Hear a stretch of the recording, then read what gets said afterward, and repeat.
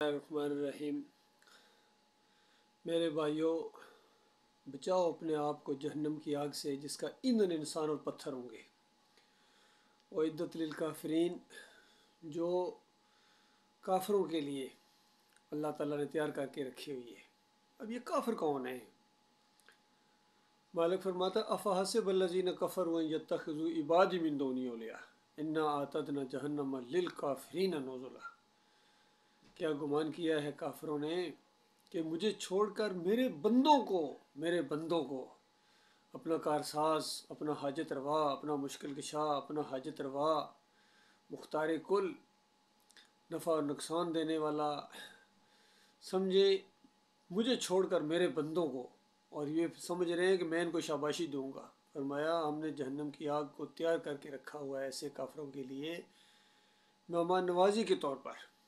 آج امت مسلمہ کی اکثریت اسی شرک کے اندر مبتلا ہو گئی۔ باقی اب دوسروں سے کیا گلہ کیا جائے، یہودیوں سے، عیسائیوں سے، کہ وہ بندوں کی بندگی میں لگے ہوئے ہیں، بندوں کو اللہ کا بیٹا بنا دیا۔ اس آخری امت نے اللہ کے بندے کو، محبوب ترین بندے کو اللہ کی ذات کا ٹکڑا بنا دیا، مختار کل بنا دیا، جو اللہ کے سامنے کھڑے ہوتے تھے، روتے تھے، گڑ گڑاتے تھے، اور اللہ کی عبادت میں انہوں نے اپنی آخری حد تک گئے ہیں، اور پھر بھی آخری دنوں کے اندر یہی بات کہہ رہے تھے کہ یا اللہ عبادت کا حق ادا نہیں ہوا ہے، جتنا تیرا حق ہے اتنا ادا نہیں ہوا ہے۔ پھر دعا مانگتے تھے کہ یا اللہ مجھے اچھی طرح اپنی عبادت کرنی،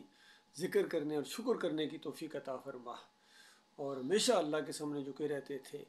اسی چیز کی تعلیم دی کہ جب بھی مانگو اللہ سے مانگو، جب بھی سوال کرو اللہ سے سوال کرو، اور امتیوں نے سوال کرنے شروع کر دیے، تیرے در کے سوالی ہوں، کبھی کہتا ہے یا علی مدد، کوئی کہتا ہے محی الدین چشتی پار لگا دے کشتی، کوئی کہتا ہے بری بری کر کھری۔ یہ لگے ہوئے ہیں کسی نہ کسی کو اپنا حاجت روا، مشکل کشا مان کے ان کے سامنے جھکے جا رہے ہیں۔ اسی وجہ سے ذلت اور خواری ان سے ہٹنے کا نام نہیں لے رہی ہے، بلکہ بڑھتی جا رہی ہے۔ اللہ کے عذاب کا کوڑا تھم نہیں رہا ہے، اور وہ رکے گا نہیں جب تک تم توبہ نہیں کرو گے، اللہ کی طرف رجوع نہیں کرو گے، مالک کو اپنا اکیلا معبود نہیں مانو گے، اور ان مندروں کو گراؤ، ان مزاروں کو جو مسلمانوں کے مندر ہیں، مزار جس کو بابا اور دربار کہتے ہیں، گنبد کہتے ہیں جن کو، یہ حائل ہے اللہ کی رحمت کو انہوں نے روکا ہوا ہے، پیروں اور مولویوں نے اللہ کی رحمت کو روکا ہوا ہے۔ ان حرام خوروں نے دین کو اجرت کا ذریعہ بنایا ہے، نماز پڑھانے کے پیسے لیتے ہیں، اذان دینے کے پیسے لیتے ہیں، کوئی کام اللہ کے لیے نہیں کرتے، اور پھر اللہ کے راستے سے روکتے ہیں جو اللہ نے فرمایا وَيَصُدُّونَ عَنْ سَبِيلِ اللَّهِ۔ سورہ توبہ کی 34 نمبر آیت پوری طرح ان کے اوپر فٹ آتی ہے، اور سورہ یوسف کی 106 نمبر آیت وَمَا يُؤْمِنُ أَكْثَرُهُم بِاللَّهِ إِلَّا وَهُم مُشْرِكُونَ۔ اکثریت اس طرح ایمان لاتے ہیں کہ ساتھ ساتھ شرک بھی کرتے ہیں، ہوتے مشرک ہیں۔ تو اللہ کے بندو یہ معاملہ ہے آج۔ اگر بات نہیں سمجھو گے تو یاد رکھنا دنیا اور آخرت کی ذلت سے تم بچ نہیں سکتے ہو، چاہے صدر مملکت ہو، چاہے چیف جسٹس ہو، چاہے جنرل صاحب ہو، چاہے سیاسی لیڈر ہو، چاہے خزانوں کے مالوں کے قارون کی طرح، جو کچھ ہو، چاہے ایم فل ہو، چاہے پی ایچ ڈی ہو، جو مرضی ہو، جو مرضی دانشور ہو، شاعر ہو، مشرق کے رہنے والے ہو یا مغرب کے، مکی ہو یا مدنی ہو، جامعہ ازہر سے فارغ تحصیل ہو یا مدینہ یونیورسٹی سے یا دیوبند سے یا بریلوی مدرسے سے، جہاں سے بھی ہو، چاہے آکسفورڈ یونیورسٹی کے پڑھے ہوئے ہو،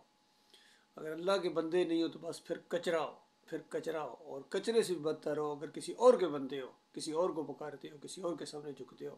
پھر تو بالکل اسفل السافلین ہو۔ اللہ تعالیٰ اس برے انجام سے